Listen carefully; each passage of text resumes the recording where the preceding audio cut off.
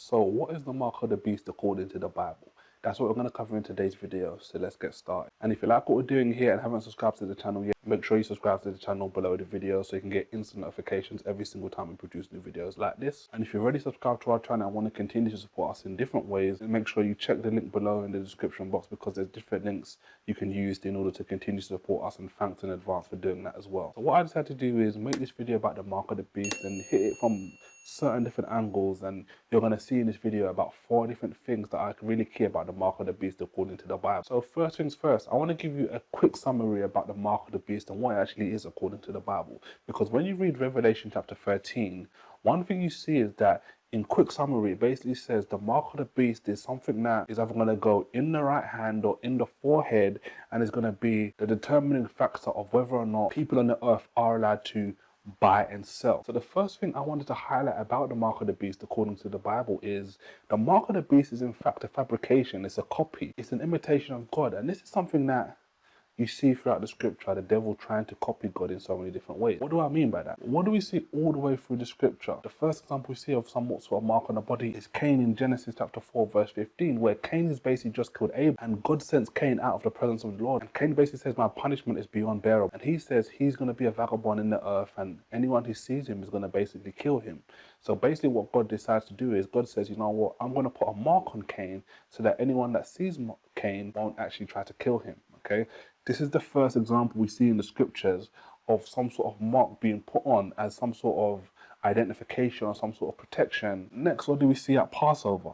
In Exodus chapter 12, verse 7 and verse 13, we see God say to the people, kill a lamb and take the blood and wipe it on the lintel and on the 2 side posts of your door, which is kind of synonymous with a cross, ironically. As he goes through the land and literally wipes out the firstborn in Egypt of man and beast, I'm going to protect everyone whose door has this on it. And probably the most conclusive and easiest comparison to the mark of the beast as seen in Revelation 13 is when God's people are marked upon their foreheads in Ezekiel chapter 9 verse 4 to 6. And this is basically where God sends these people through Jerusalem, and he sends a man with an inkhorn, okay, and he basically says, go and mark all of the people, basically God's people, with a mark upon their forehead. And then basically people come after and basically wipe out everyone that doesn't have the mark on their forehead, okay? So this is probably the most conclusive and comparable example to the mark of the beast that's seen in Revelation 13 with the devil, okay? You can clearly see that this is just a imitation from the devil, from the Antichrist, in regards to what God has actually set up already in the Old Testament.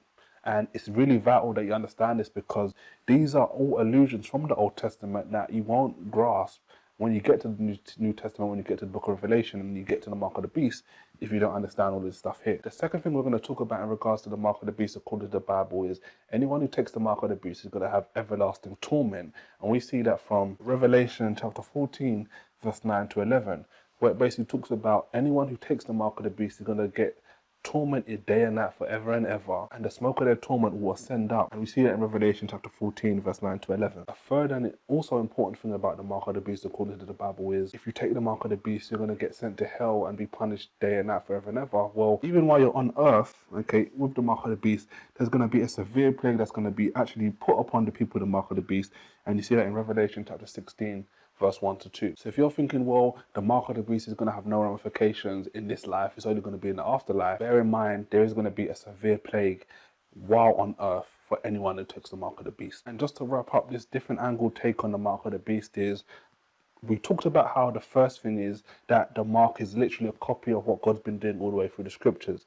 The final thing is that God's not done with this, okay? He's actually going to bring a final mark, which is new names, which you get in Revelation 22 verse 4, where it talks about the new names that God gives us are actually going to be on in our forehead. So this is a video I wanted to do to literally show you all the different examples of how the mark of the beast, which is so popular today, is actually a fabrication and a copy and imitation of what God's been doing all the way through the Old Testament, and what God will bring up again in Revelation 22 when he gives us new names and we're dwelling with him in heaven. If you like this video, I'm going to recommend you watch this video next, because that's a video about different marks throughout the scripture.